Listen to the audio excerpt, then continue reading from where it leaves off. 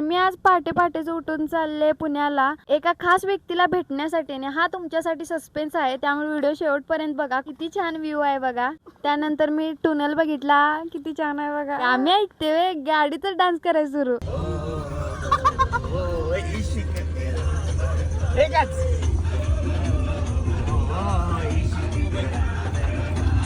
त्यानंतर आम्ही पेट्रोल पंपावर थांबलो.